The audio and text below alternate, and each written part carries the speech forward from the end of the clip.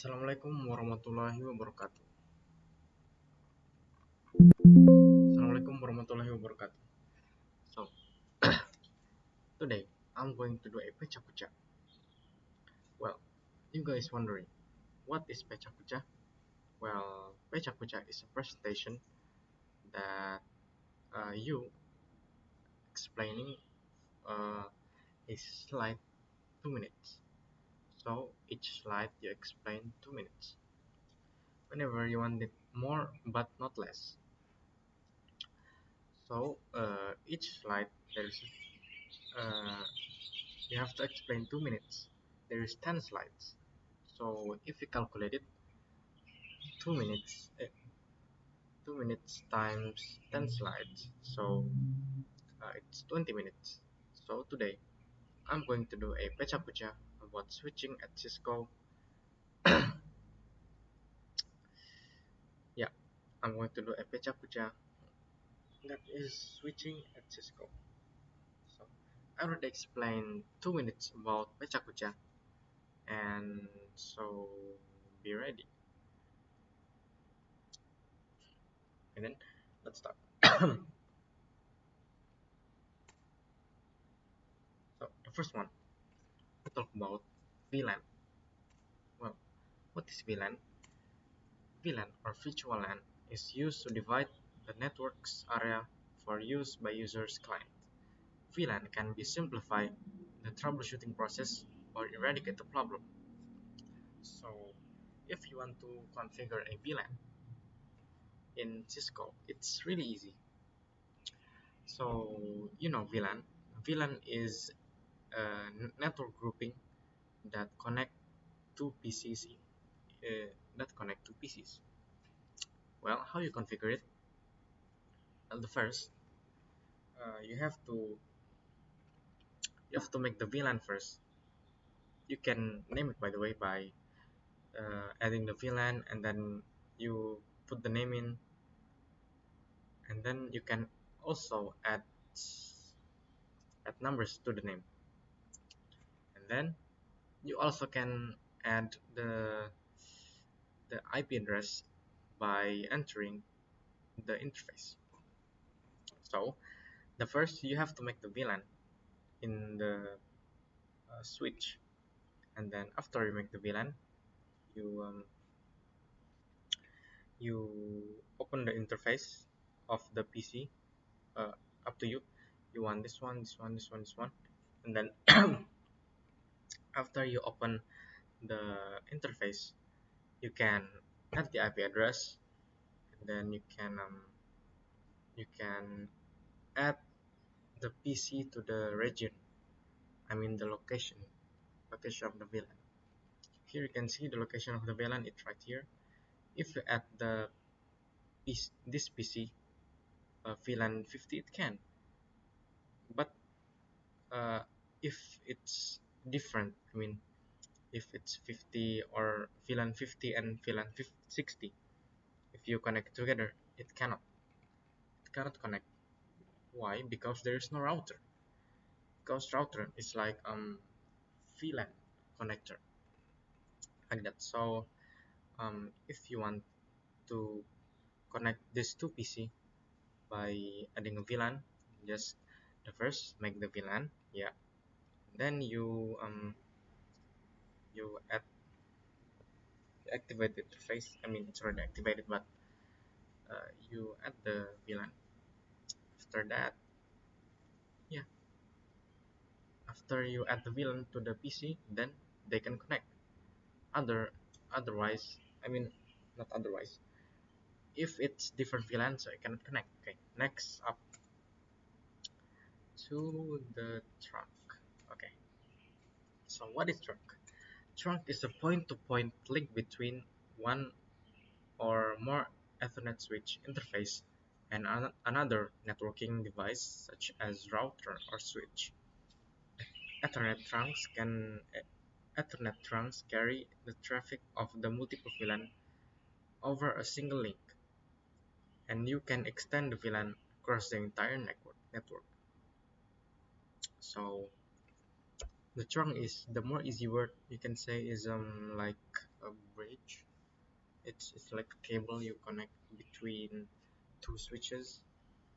So you can connect the two switches by adding a trunk. So after add the trunk, they will connect to each other. And then after you connect the trunk, then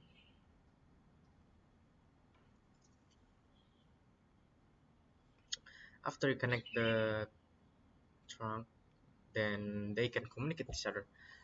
Uh, if you want to do something, this is especially on trunk on switch. Okay, if it's on router, it's gonna be different. It's not trunk. But if you want to connect a switch to router, you have to do trunk. So the first is, if you want to do trunk, you have to enter the interface, and then after you enter the interface, you add the trunk, and then automatically they will turn into green. So trunk means activating the link so they can be connected to each other. Well, okay then, let's go on to the next one. Next is trunk allowed. Well, trunk allowed is used to allow connection to be continued with a specific VLAN numbering. Trunk allow or allow with VLAN numbering 1 until 105, but with trunk allowed. So trunk allowed, it's same like trunk, but it uh, trunk allowed it only allows specific VLAN to can connect to other switches. So for example, you want to uh, you want to connect VLAN 30. There is VLAN 30, there is VLAN 40. So if normal VLAN, they will uh, automatically connects all VLAN. But trunk allowed, it can it provide you to choose the VLAN that you wanna give access there. Also, you VLAN numbering is 1 until 105. So if you do 106, it's gonna be gone. I mean, it can't work. So um, trunk allowed is usually used to sort the VLAN that can use this way or use this way, so it's not messed up. Okay. On to the next one. Oops. To the next one. Trunk MLS, or you can call it multi-layer switch. MLS or multi-layer switch is a different switch because of the switch using layer 3, that is router. It's a function, it's a combination of router and switch. It's a combination of router and switch. But this switch can add configuration easily like other switches. But you have to add encapsulation. So if you want to do something like trunk, yeah, this trunk is especially, I mean, it's different than the trunk that have on the switch, because trunk on multi-layer switch have a secure thing called dot dot one x dot what qx that, yeah.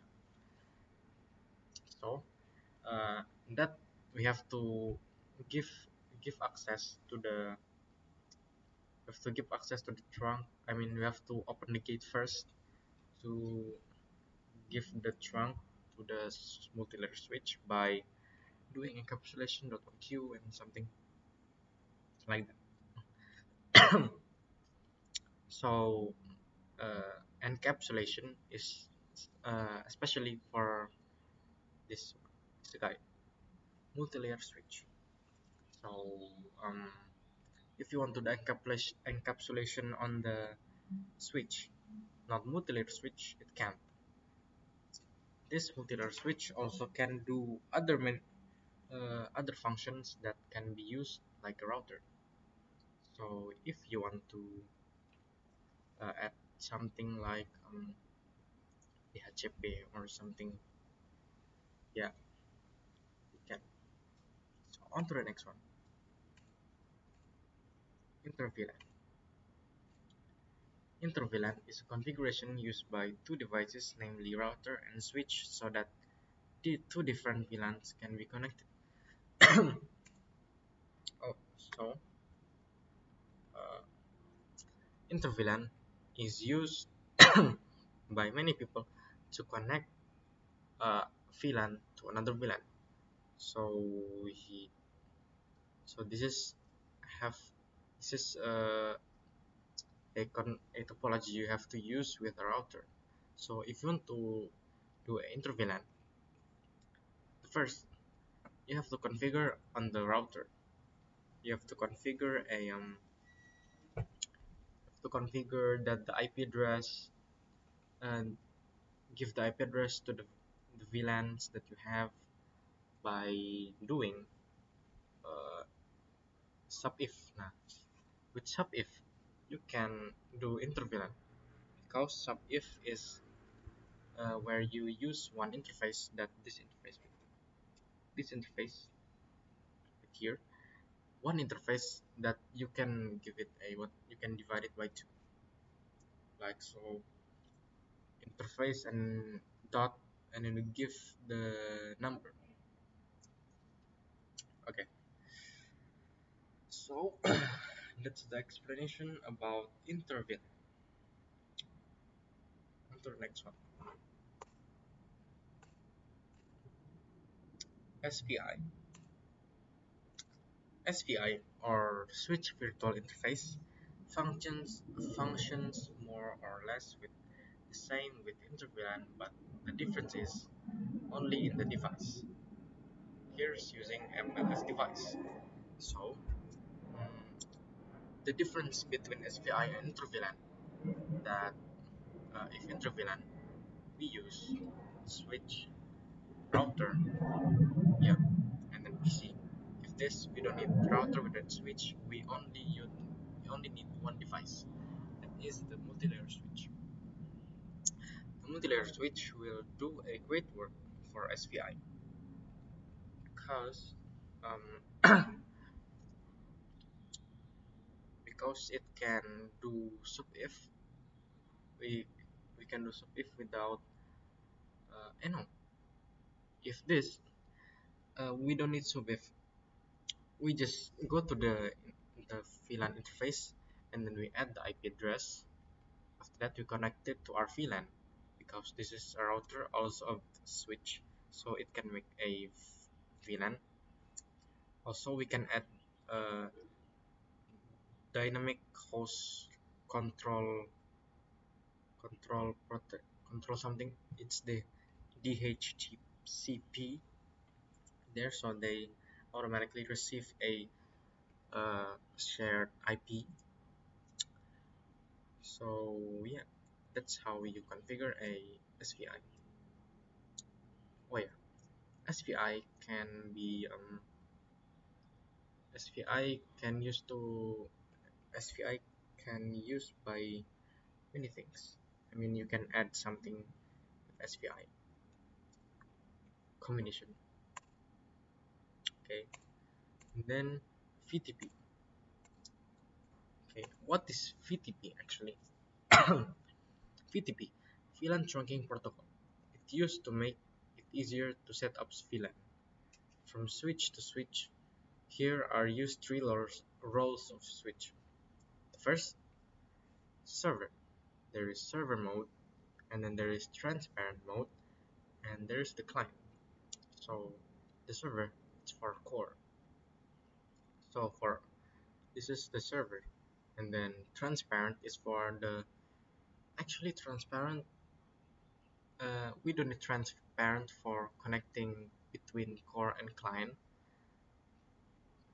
So transparent is like a decoration on, so core and then transparent and then client.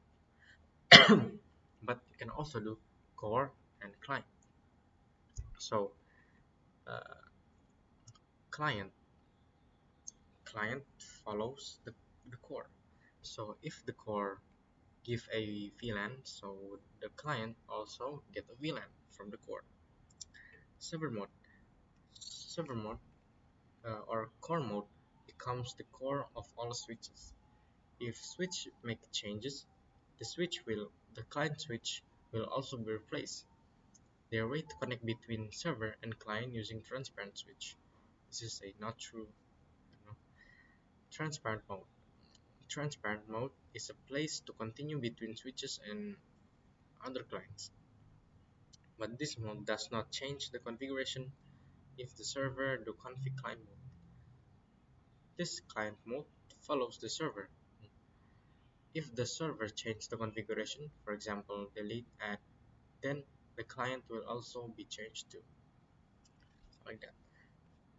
TTP is usually used by switch to connect each other. If you want to give the VLAN to other switch from the switch and the other switch with the cable, yeah, you can do VTP. You can add the domain and you can add the password. As long as it's the same, it will work. Okay, on to the next one. Port security. What is port security? As you know by the name, port security is used to keep the switch from being entered by an authorized PC known by disabling the port if the port is entered that is unknown. So you can do port security in switch. You can add the violation. Violation there are three: restrict, shutdown, and and I forgot one more. So if shutdown, usually people use shutdown for shutdowning a unknown PC. So if there is an unknown PC that use if there is an unknown PC that connect to the switches, then it will automatically disable the interface by doing if by doing the MAC address of the recognized client. So if the connected client already if the switch already know the client's MAC address, so it recognizes it and found a different MAC address, so they, so he will automatically remove the things. The next one, STP Podcast. Okay, so what is STP for Podcast? Podcast is the feature of spanning tree protocol whose function is to speed up the process that is carried out when we connect the cable to the switch to each other. There is a process called blocking, listening, learning, forwarding. All of that done for a few seconds to get the forwarding process, which is sending packets. Here we will speed up the process. The first port is recommended to be used for the ports that lead to an host like PC, and if you want to connect the port that leads to the switch, you should, because the protocol spanning tree, which prevent looping, will be turned off to replace port fast. So you apply port fast to the end host like PC or laptops or anything or printers like that. Because if you use it on a switch on the connector, then they will cause a looping. Looping is a as it name, is a process where the packets is sending all over again until it's not green. It's look yellow. If you see in the Cisco packet tracer, it will be yellow.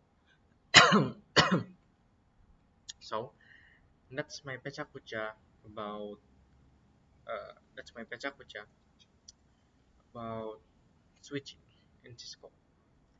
So thank you so much for listening me from the start until this point. Thank you. So the last essay. Wassalamualaikum warahmatullahi wabarakatuh.